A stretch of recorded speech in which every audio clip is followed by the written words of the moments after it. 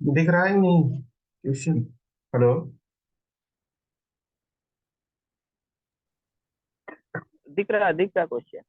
हाँ, इसको एक बार सॉल्व करो और इसका आंसर जो है कमेंट में, मतलब मैसेज करो, कमेंट करो इसमें क्या सही होगा।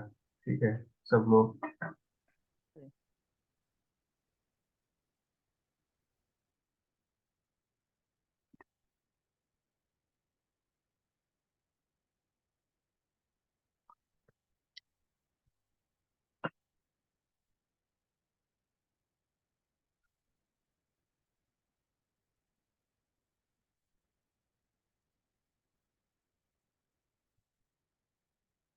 उसके बाद देखते हैं।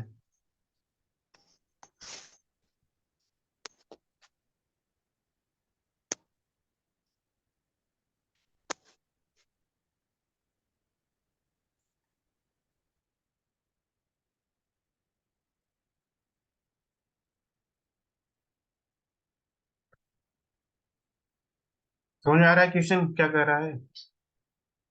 स्टेट क्या होता है, इसको जो हमारा कॉन्स्टिट्यूशन में है वर्ड स्टेट, उसको उसके बारे में कौन सा स्टेटमेंट करेक्ट है? आवाज क्लियर जा रही है ना? हेलो। हाँ, क्लियर हो रही है आवाज। हाँ ठीक है, देखो इसको, इसको तो करवाया हूँ, देखो इसको।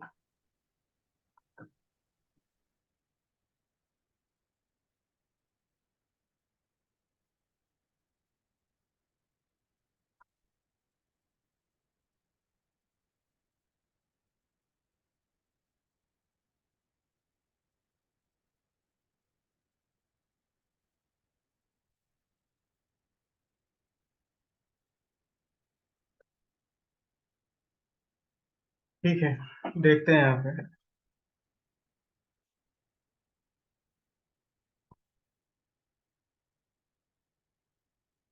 समझते हैं इसको। अच्छा, वो स्टेट मैं बताया था ना क्या होता है स्टेट। हम्म, ठीक है। ठीक। चलो, विकास ने आंसर दिया है, देखते हैं इसको, समझते हैं।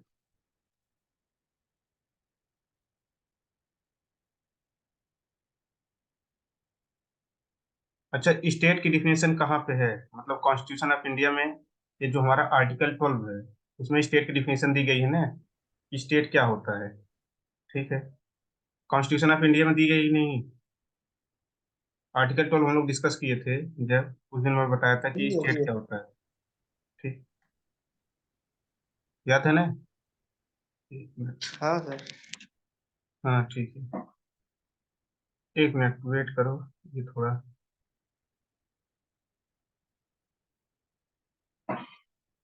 हम्म।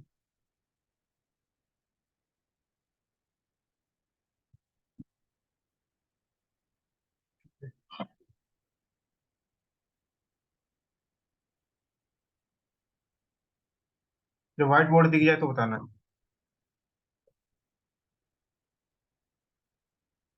दिखा? दिख रहा हाँ ठीक है। अब इसमें देखो, स्टेट क्या हो है, उसकी डिफिनेशन कहाँ पे दी गई है? आर्टिकल 12 में। ठीक, आर्टिकल 12 के अंदर स्टेट की डिफिनेशन दी गई है। ठीक है, स्टेट की डिफिनेशन में मैंने क्या बताया था, कि कोई भी ऑर्गेनाइजेशन हो जो क्या कर सके,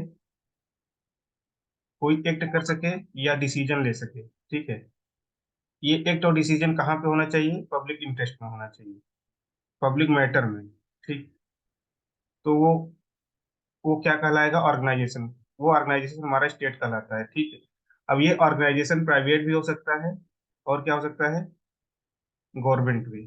ठीक, दोनों हो सकता है, प्राइवेट और गवर्नमेंट दोनों। ठीक है, तो इस हिसाब से हमारा जो पहला स्टेटमेंट है वो करेक्ट हो जाता है। ठीक, यहाँ पे ये हमारा पहला स्टेटमेंट करेक्ट है। तो कॉन्स्टिट्यूशन ऑफ इंडिया इसको डिफाइन करता है स्टेट को। ठीक है, तो यहाँ पे वन सब में दिया है, तो वन तो आ गया। ठीक है, अब देखते हैं दूसरे में कहा गया है कि प्राइवेट ऑर्गेनाइजेशन स्टेट का पार्ट नहीं होती है। ठीक है, not come under the state. तो ऐसा नहीं है, प्राइवेट ऑर्गेनाइजेशन भी स्टेट के अंदर में आती है। तो यहाँ से दो एलिमिनेट हुआ। ठीक, और यहाँ डी ऑल है, तो यहाँ से भी दो दो एलिमिनेट हो जाएगा, तो ए और डी यहाँ से एलिमिनेट हो जाते हैं, ठीक है। तीसरा स्टेटमेंट देखते हैं। इसमें यह कहा गया है कि कोई किसी इंडिविजुअल पर्सन को भी स्टेट कहा जा सकता है, ठीक। इंडिविजुअल पर्सन मतलब कोई सिंगल पर्सन हो। तो जैसे क्या किसी सिंगल पर्सन को यहाँ पे स्टेट कह सकते हैं? तो इसको मैंने बताया था कि जो यहाँ पे केवल ऑर्गेनाइजेशन की बात हो रही है।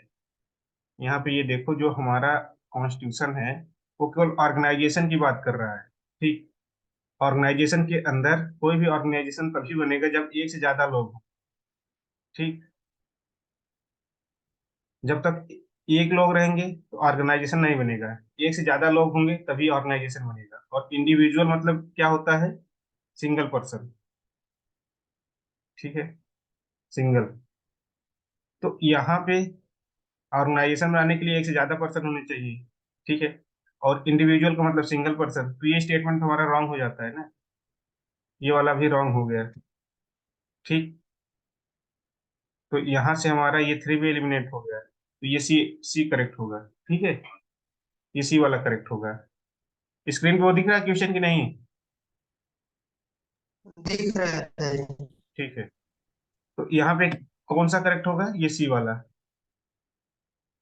ठीक। एक क्वेश्चन और है, उसको देखते हैं फिर अपना कॉन्सेप्ट डिस्कस करते हैं। ये बताना है फंडामेंटल राइट्स क्या होते हैं। फंडामेंटल राइट्स के रिगार्डिंग कौन से स्टेटमेंट्स ट्रू हैं, ये बताना है।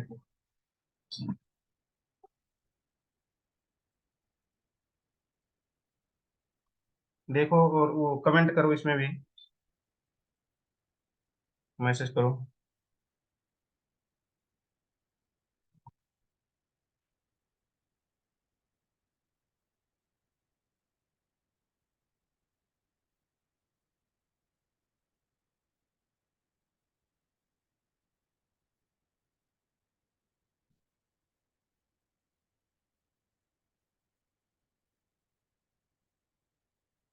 ठीक है, इसको भी देखते हैं हम लोग। पहले में क्या कहा गया है कि मतलब इसमें क्वेश्चन में पूछा गया है कि जो हमारे फंडामेंटल राइट्स हैं, ठीक, उसके रिगार्डिंग यहाँ पे चार स्टेटमेंट दिए गए हैं। उसमें कौन सा स्टेटमेंट करेक्ट होगा? ठीक है, देखते हैं हम यहाँ पे। तो पहले स्टेटमेंट में ये कहा गया है कि जो हमारे फंडामेंटल राइट्स हैं, ये पॉलिटिकल राइट्स भी हैं और इकोनॉमिक राइट्स भी हैं, ठीक है। पॉलिटिकल राइट्स भी हैं और इकोनॉमिक राइट्स भी हैं, ठीक। तो इसको हम जब डिस्कस कर रहे थे तो यहाँ पे हमने देखा था कि ये केवल क्या है? पॉलिटिकल राइट्स है, ठीक। इकोनॉमिक राइट्स नहीं है।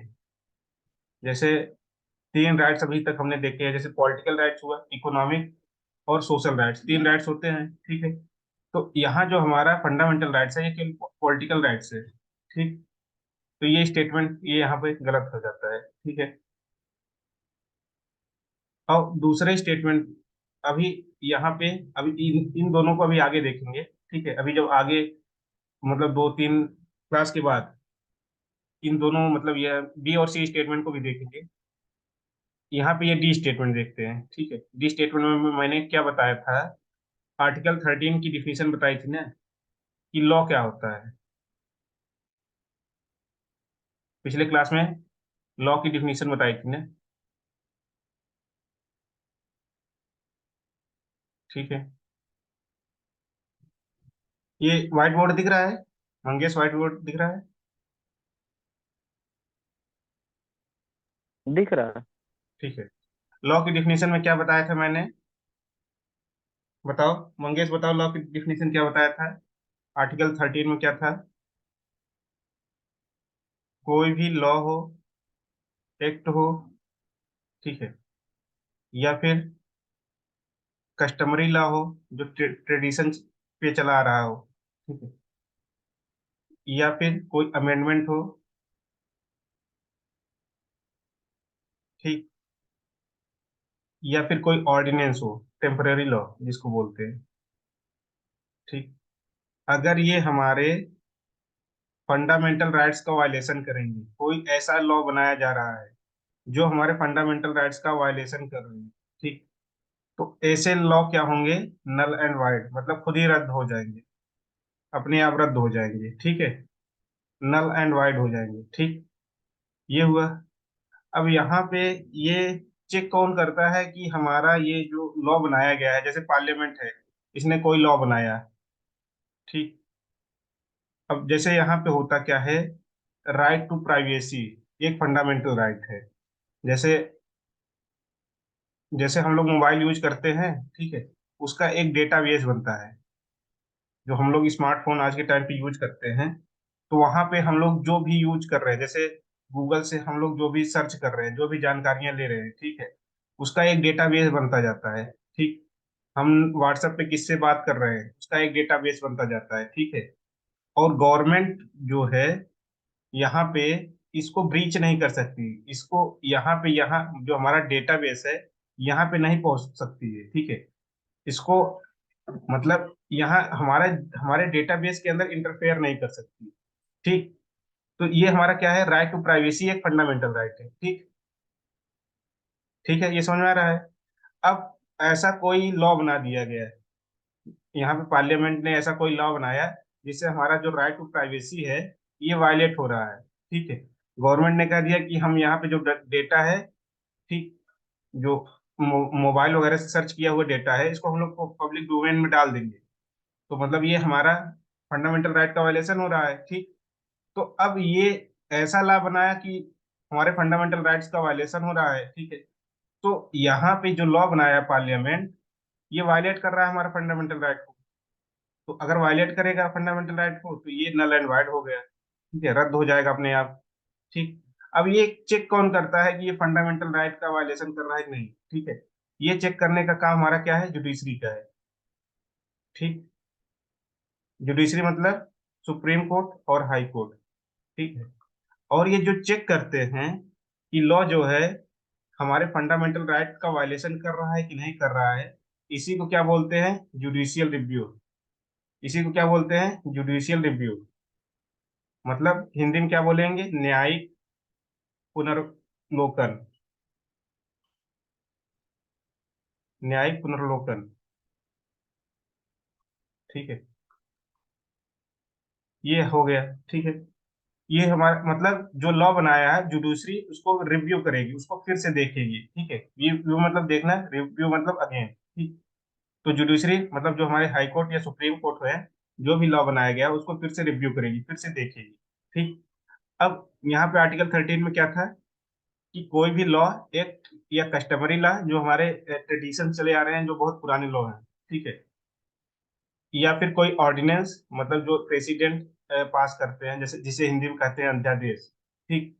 अगर ये सारी चीजें, इनमें से कोई भी ऐसा लॉ आ गया जो हमारे फंडामेंटल राइट का वायलेशन करेगा, वो क्या हो जाएगा, नल एंड वाइड। ठीक है। और ये सब काम कौन करेगा देखने का, ये सब काम करेगी हमारी जुडिशरी। ठीक। और जुडिशरी जो ये काम करती है उसी क्या बोलते हैं, जुडिशियल रिव्यू। ठीक है।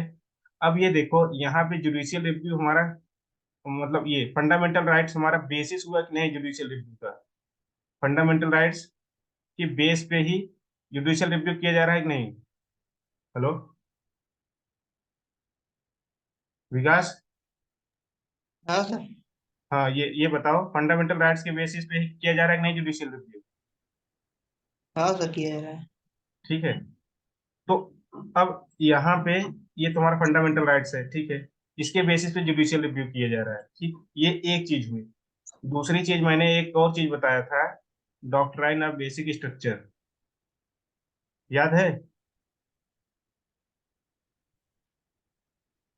ये ये एक केस यस हुआ सर। था, केशवानंद भारती जजमेंट। भारतीय 1900। हाँ, केशवानंद भारती केस हुआ था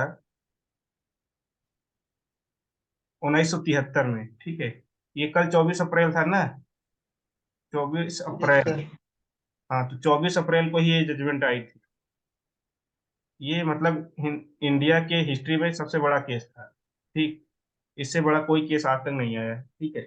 तो उसमें ये कहा गया है कि ये ठीक है, फंडामेंटल राइट तो ठीक है। ठीक है, अगर कोई भी लॉ ये हमारे जो बेसिक स्ट्रक्चर को बेसिक स्ट्रक्चर को वायलेट कर रहा है, वो भी क्या होगा, नल एंड वाइड होगा। ठीक है। अब इसको उस दिन बताया था कि बेसिक स्ट्रक्चर क्या होता है। जैसे कोई ह्यूमन है, ठीक, उसके लिए क्या होना चाहिए बेसिक स्ट्रक्चर होने का, कि उसके दो पैर हो, दो हाथ हो, सिर हो, आंख नाक कान ये सब हो। ठीक है। अब यहाँ पे कुछ ऐसा आ जाए, ये और ये मतलब अपने दोनों पैरों से चलता हो, ठीक है, और ये मतलब दोनों पैरों से चलता है और हाथों को अपने काम करने के लिए यूज करता हो। ठीक। अब ये तो हमारा ह्यूमन हो गया। ठीक। ये किसी भी ह्यूमन का बेसिक स्ट्रक्चर है। ठीक है।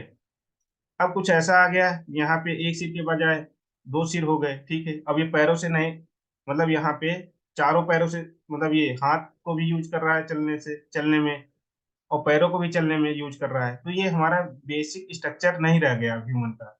ठीक। ये हाथ भी यूज कर रहा है, पैर भी यूज कर रहा है। ठीक है। तो ये बेसिक स्ट्रक्चर नहीं रह गया। ठीक। तो ऐसे ही हमारे कॉन्स्टिट्यूशन का एक बेसिक स्ट्रक्चर है कि हमारा स्टेट कैसा होगा। ठीक। मतलब स्टेट मतलब हमारी जो गवर्नमेंट होगी वो कैसी होगी। ठीक है। जैसे गवर्नमेंट का एक नेचर है, जैसे प्रियम्बल के अंदर पांच चीजें बताई गई थी, क्या क्या थी वो चीजें। जैसे हमारा स्टेट क्या होगा, सोवरिन होगा, ठीक, सोशलिस्ट होगा, सेकुलर होगा, सेकुलर। डेमोक्रेटिक होगा, और रिपब्लिक होगा। ठीक है। ये सारी चीजें हमारी क्या है, बेसिक स्ट्रक्चर का पार्ट है। अब कोई भी चीज यहाँ पे, कोई भी अगर ऐसी लॉ बनाई जाएगी जो इनका वायलेशन कर देगी, ठीक, ये हमारा बेसिक स्ट्रक्चर है। ठीक है। अगर ऐसा लॉ बना दिया गया कि इंडिया कल से डेमोक्रेसी नहीं रह गया, तो इंडिया में तानाशाही चलेगी, ठीक है, तो उसको जुडिशरी तुरंत क्या करेगी, जुडिशियल रिव्यू करेगी, और उसको पाएगी कि ये तो हमारे फंडामेंटल राइट, ये सॉरी, ये हमारे बेसिक स्ट्रक्चर का वायलेशन कर रहा है। ठीक है। और जुडिशरी क्या कर देगी, उसे नल एंड वाइड। ठीक। तो यहाँ पे दो चीजें हुई। एक तो जुडिशियल रिव्यू का क्या, कौन कौन से बेसिस पे किया जा सकता है, एक तो हमारा फंडामेंटल राइट है, दूसरा हमारा बेसिक स्ट्रक्चर है। ठीक है। अब जब ऑप्शन में फंडामेंटल राइट भी हो और बेसिक स्ट्रक्चर भी हो, तो दोनों करेक्ट लेना है। ठीक। ये बताया था ना उस दिन। ठीक है। अगर ऑप्शन सिंगल स्टेटमेंट वाले हो, ठीक है, फंडामेंटल राइट हो, बेसिक स्ट्रक्चर भी हो, तो यहाँ पे केवल बेसिक स्ट्रक्चर लेना है। ठीक। वैसे ये ऐसा क्वेश्चन बनेगा नहीं, क्योंकि ये फिर बहुत ही कंट्रोवर्शियल हो जाएगा। ठीक। अब यहाँ पे देखते हैं, अब इसमें कौन सा आंसर है, अब देख के इस पे क्लिक करना है। अब वो करो, अब मैसेज करो कि इसमें कौन सही होगा।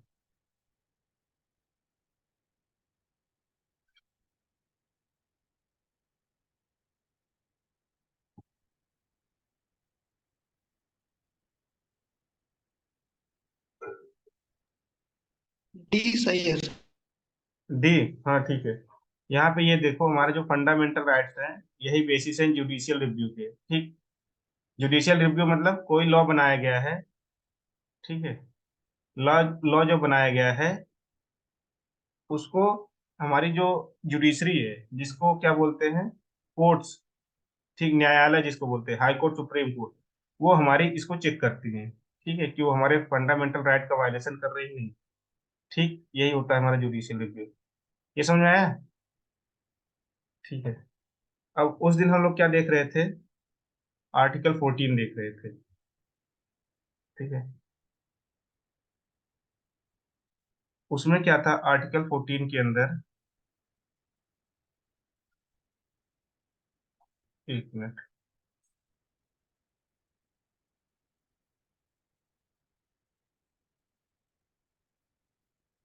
ठीक है।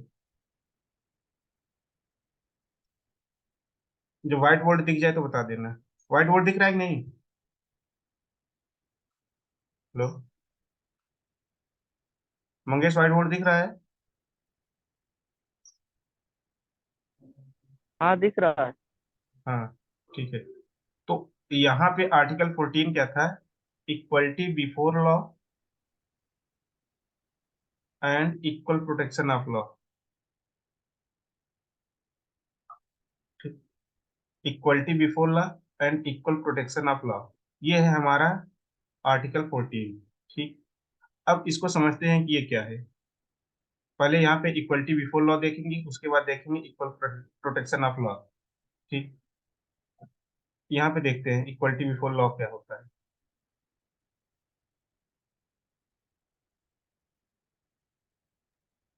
ये तो बता दिए थे सर ना।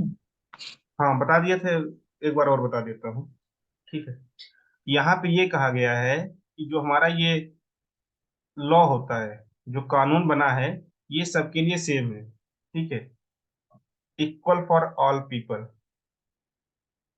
ठीक, अब वो चाहे जो भी हो, चाहे रिच हो, ठीक, चाहे पुअर हो, नॉर्मल पर्सन हो, या फिर चाइल्ड हो, वीमन हो, ठीक, या फिर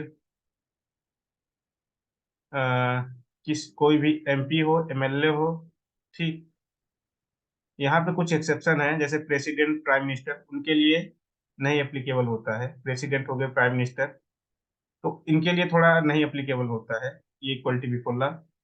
तो इसको अभी आगे एक्सेप्शन में देखेंगे। ठीक, तो यहाँ पे ये जो हमारा लॉ होता है, ये कहता है कि ये लॉ, ये इक्वलिटी बिफोर लॉ, ये यहाँ पे जो हमारा लॉ है, ये सबके लिए सेम वर्क करेगा।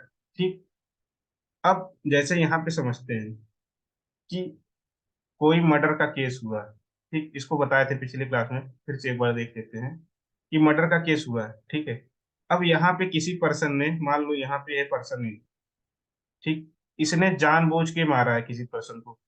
ठीक है, अब यहाँ पे कोई पर्सन है बी, टू मान लो। ठीक है, इसने अपने सेल्फ डिफेंस में गोली चलाई, मतलब सामने वाला गोली चला रहा था, उससे बचने के लिए इसने अपने सेल्फ डिफेंस में गोली चलाई। ठीक है, उससे सामने वाला मर गया। ठीक, और तीसरा यहाँ पे कोई बच्चा है। ठीक है, उसको बोलते हैं जेवनाइल, जो 18 साल से कम होते हैं उनको बोलते हैं जेवनाइल। ठीक है, इसने क्या किया, इसने खेल खेल में मान लो कि कुछ ऐसा कर दिया जिससे कि क्या हुआ, मतलब यहाँ पे दो फ्रेंड थे, ये बच्चे दोनों, मतलब यहाँ पे समझो कि दो फ्रेंड है। ठीक है, अब यहाँ पे इस वाले ने खेल खेल में इसको मार मार दिया। ठीक है, और इसकी डेथ हो गई। ठीक, अब यहाँ पे इक्वल प्रोटेक्शन ऑफ, मतलब इक्वलिटी बिफोर लॉ के अकॉर्डिंग, यहाँ पे तीनों पर्सन को मान लो कि फांसी होनी है। ठीक है, मर्डर के केस में फांसी होनी है। ठीक, या फिर आजीवन कारावास होना है। ठीक है, तो अब इसके अकॉर्डिंग तो यहाँ पे तीनों को हो जाना चाहिए। ठीक, तीनों को हो जाना चाहिए फांसी या जो भी है, आजीवन कारावास। ठीक, इक्वलिटी बिफोर लॉ के अकॉर्डिंग। ठीक है, तो यहाँ पे एक्चुअल में ऐसा नहीं होता है, इंडिया के अंदर एक्चुअल में ऐसा नहीं होता है। ठीक है, अब ये ऐसा क्यों नहीं होता है?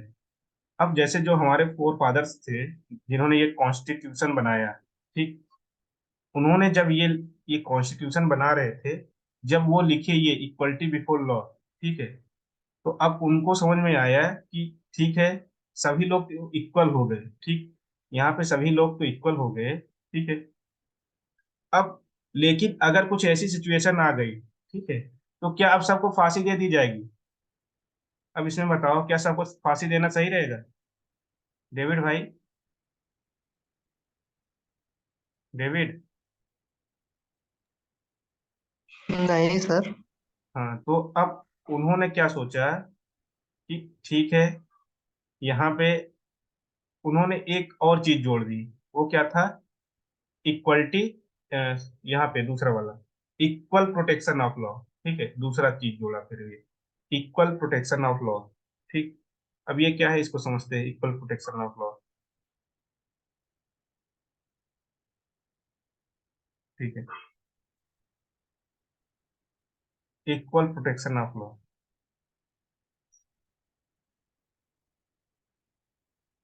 ठीक, पहला वाला क्या कह रहा है कि सब लॉ सबके लिए सेम होगा। ठीक है, law is equal for all. ठीक, तो इसने भी पहले तो यही बात की, इक्वल प्रोटेक्शन ऑफ लॉ ने भी यही बात की कि लॉ तो चलो मान लेते हैं सबके लिए सेम होगा, लेकिन यहाँ पे कुछ रेशनल डिफरेंसेस होंगे। ठीक है, कुछ तर्क संगत डिफरेंस किया जाएगा, मतलब कुछ तर्क संगत अंतर किया जाएगा। ठीक है, रेशनल मतलब क्या हुआ? तर्क संगत। ठीक, हिंदी में इसको बोलते हैं तर्क संगत। ठीक, कि मतलब दिमाग का यूज करके ये पता किया जाएगा क्या सही है क्या गलत है, उसके आधार पे जजमेंट किया जाएगा। ठीक, इसने बोला कि लॉ तो सबको लिए, मान लो इसने बोला कि ठीक है हम भी कह रहे हैं कि लॉ के लिए, लॉ जो है सबके लिए सेम है, लेकिन इसने एक बात और ऐड कर दी कि लेकिन हम क्या करेंगे, रेशनल डिफरेंस लाएंगे। ठीक है, रेशनल डिफरेंस मतलब ये हुआ कि अगर जैसे यहाँ पे फिर वही मर्डर वाला एग्जांपल देखते हैं कि अगर 3 पर्सन है, 1, 2, 3, ठीक, तो यहाँ पे हमारी जुडिशरी चेक करेगी कि क्या इन्होंने मतलब जानबूझ के मर्डर किया, कि इनसे सेल्फ डिफेंस में मर्डर हुआ, या जो बच्चा है इसको अभी ये नॉलेज नहीं है कि ये क्या चीज होती है। ठीक है, तो ये जुडिशरी हमारी चेक करेगी। ठीक, यहाँ पे जो पर्सन 1 है ये जानबूझ के मारा है, ठीक है, और ये एडल्ट है। ठीक, तो इसको क्या करेंगे कि जो भी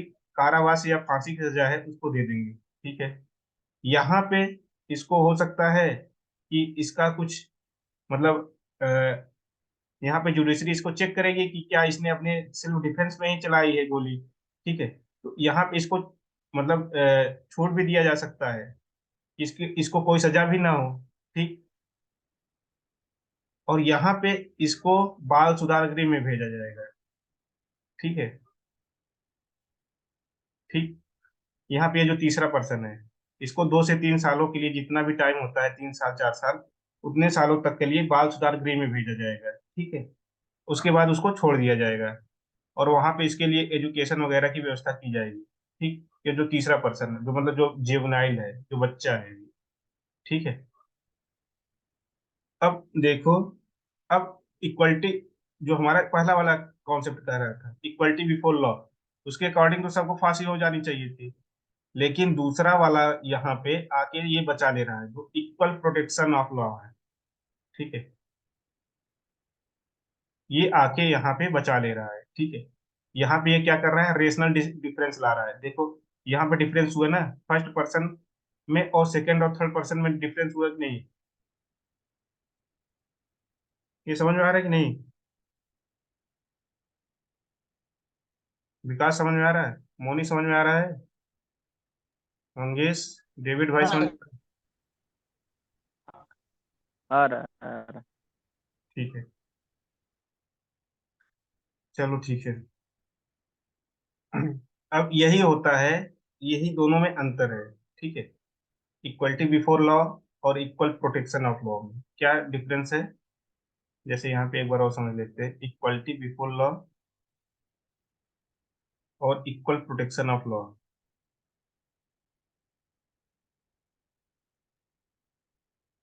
ठीक है, दोनों के अंदर क्या डिफरेंस है कि यहाँ पे ये भी बोल रहा है कि लॉ सबके लिए सेम होगा, ये भी बोल दिया कि लॉ सबके लिए सेम है, लेकिन अंतर क्या है? बट यहाँ पे क्या है, रेशनल डिफरेंसेस है। ठीक, ये समझ में आया? ये समझ में आया ना? जी जी सर। ठीक है, अब यहाँ पे इसके डिफरेंस को और समझते हैं थोड़ा।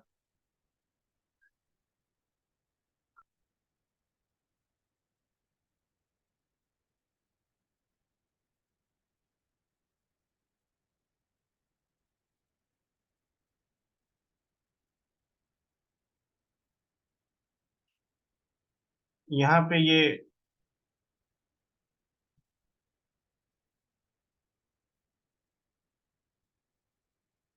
गूगल का एक पेज खुला है, difference between equality before law and equal protection of law. ये दिख रहा है, difference between equality before law and equal protection of law. दिख रहा है, दिख रहा है। ठीक है, अब देखो यहाँ पे दोनों के अंदर डिफरेंस दिया गया है। ठीक है, पहला क्या है, इक्वलिटी बिफोर लॉ के अंदर ये क्या है, ये इसका ओरिजिन क्या है, ये ब्रिटिश ओरिजिन है। ठीक है, जो हमारा इंग्लैंड है वहां से इसकी उत्पत्ति हुई है इक्वलिटी बिफोर लॉ की। ठीक है, और इक्वल प्रोटेक्शन ऑफ लॉ कहाँ की है, ये अमेरिका से है, यूएस जो है हमारा, वहां वहां से इसकी ओरिजिन हुई है। ठीक है, ये समझ में आ रहा है? ठीक। दूसरा में ये कह रहा है कि जहां यहाँ पे इस वाले में दूसरे में ये कह रहा है कि सभी पर्सन लॉ के सामने इक्वल होंगे। ठीक। और यहाँ पे ये जो लाइन लिखी है, ठीक है, इसका कहने का मतलब ये है कि सिमिलर सिचुएशन में लोगों के साथ सिमिलर बिहेवियर किया जाएगा। ठीक। जैसे कि अगर कोई पर्सन, यहाँ पे इसको समझते हैं, similar people should be treated equally, ये इसका क्या मतलब वो इसका समझते हैं।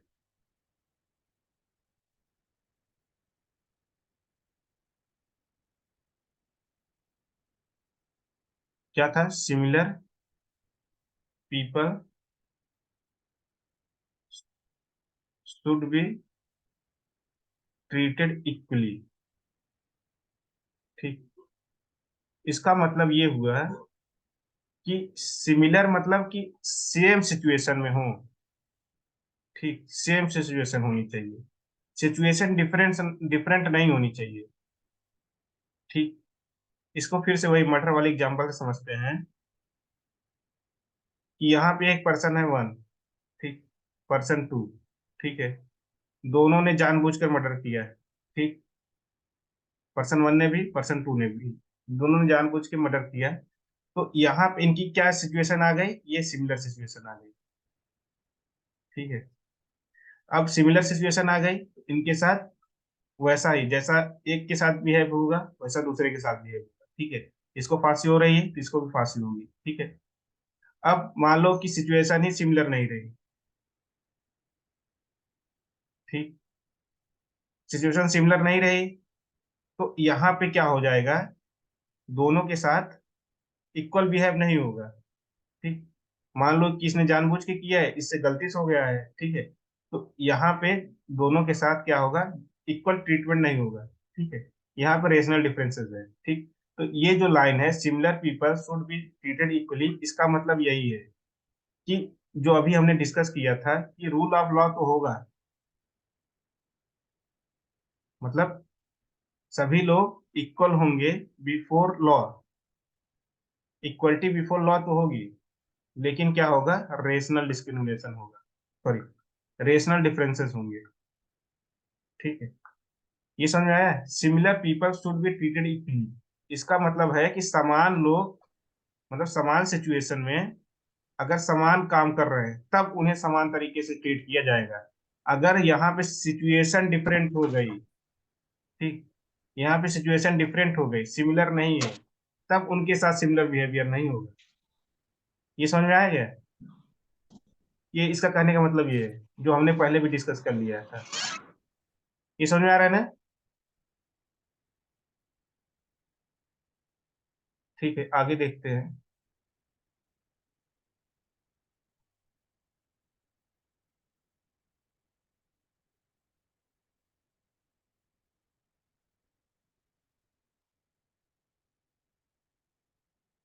ठीक। ये ये दिख रहा है ना? फिर से वो गूगल दिख रहा है, डिफरेंस बिटवीन इक्वलिटी दिख रहा बिफोर है। Law and equal protection of. ठीक है। यहाँ पे कहा जा रहा है कि किसी भी पर्सन के साथ, किसी भी पर्सन को कोई भी विशेषाधिकार नहीं दिया जाएगा। There are no special privileges. Privileges मतलब क्या होता है? विशेषाधिकार। ग्रांटेड मतलब प्रदान करना। ठीक है। किसी भी पर्सन को कोई भी विशेषाधिकार नहीं दिया जाएगा। ठीक। इसका मतलब, कहने का मतलब ये है, जैसे कि किसी टाइम पे इंडिया के अंदर राजा हुआ करते थे। ठीक है। आज भी वो राजा आज भी चले आ रहे हैं। ठीक है। अब यहाँ पे कॉन्स्टिट्यूशन ने तो उनको इक्वल कर दिया है। ठीक। कॉन्स्टिट्यूशन ने कहा है कि अब वो सारी चीजें इक्वल रहेंगी, किसी को कोई विशेषाधिकार नहीं मिलेगा। इक्वलिटी बिफोर लॉ ने ये सारे सबको इक्वल कर दिया है कि अब कोई राजा नहीं रहेगा, सब क्या है? भारत के नागरिक हैं। ठीक। जैसे आज के टाइम में भी भारत के अंदर राजा दिख जाते हैं, उनको माना नहीं जाता है, लेकिन वो राजा मतलब है, मतलब वो उनका जो वंश चला आ रहा है वो राजाओं का चला आ रहा है। जैसे हम लोग यहाँ पे देखते हैं, राजस्थान के अंदर बहुत सारे राजा हैं अभी आज भी। ठीक है। जैसे यहाँ पे यूपी के अंदर एक नाम सुना होगा, राजा भैया का। ठीक। वो हो गए। तो मतलब राजा आज के टाइम पे है नहीं, लेकिन उनका वंश चला आ रहा है, ठीक। तो ये कहा जा रहा है कि किसी भी पर्सन को विशेषाधिकार नहीं मिलेगा, ठीक है। अब यहाँ पे मान लो कि अगर कोई बच्चा है, विकलांग है, ठीक है, विकलांग है, तो क्या उसको भी विशेषाधिकार नहीं मिलेगा? ठीक। तो यहाँ पे इक्वलिटी बिफोर लॉ में तो ये आ गया कि अगर कोई विकलांग है या फिर कोई और वीमन है, बच्चा है, तो उनको भी कोई विशेषाधिकार नहीं मिलेगा, ठीक, आगे बढ़ने के लिए। जैसे किसी को, जैसे मान लो कि विकलांग है, उसको पैसे की जरूरत है, ठीक है, तो इक्वलिटी बिफोर लॉ क्या क्या है, क्या कहेगा? यहाँ पे किसी को कुछ जरूरत नहीं है, ठीक है, पैसे की जरूरत नहीं है, सब इक्वल है, ठीक। लेकिन यहाँ पे equality, equal protection of laws कहता है, वही फिर रेशनल डिफरेंसेस वाला कॉन्सेप्ट आ गया है कि यहाँ पे हम लोग कंडीशन देखेंगे कि जरूरत है कि नहीं। अगर जरूरत है तो डिफरेंस करेंगे, ठीक है। जैसे ये वाली लाइन पढ़ो, यहाँ पे ये लाइन पढ़ोगे, इसका मतलब यही हुआ कि जो हमारे पीछे, मतलब जो लोग पिछड़ गए हैं, जो मतलब इकोनॉमिकली पीछे हैं या किसी भी तरीके से, ठीक। एक मिनट, व्हाइट बोर्ड खोलता हूँ, उसके बाद बताता हूँ।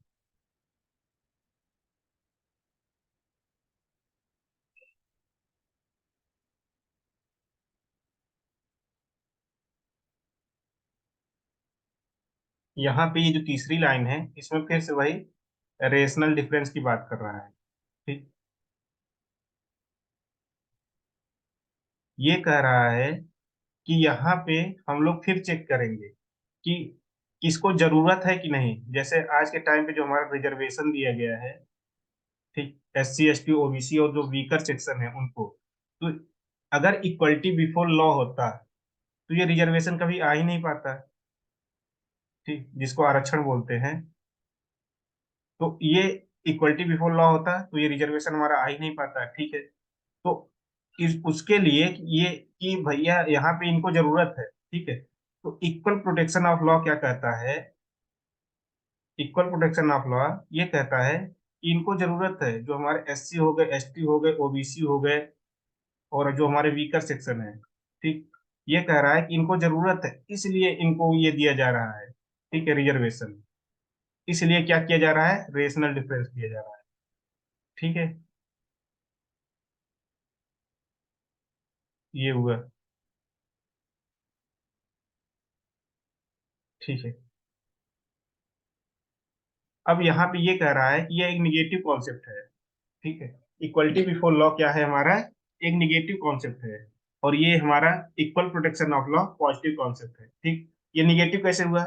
जैसे कि यहाँ पे जरूरत है, जैसे SC ST OBC को जरूरत है रिजर्वेशन की, वीकर सेक्शन को जरूरत है रिजर्वेशन, ये तो देना ही नहीं देगा, ठीक है। ये जो हमारा इक्वलिटी बिफोर लॉ है, ठीक, तो ये तो देना ही नहीं दे रहा है, मना कर दे रहा है। ये ऐसा हुआ हमारा, ये निगेटिव कॉन्सेप्ट है। और ये अलाउ कर रहा है, equal protection of law allow कर रहा है, ठीक है। तो ये हमारा क्या हुआ? ये पॉजिटिव कॉन्सेप्ट हुआ, ठीक। तो यहाँ पे हमको केवल तीन चीजें समझनी है,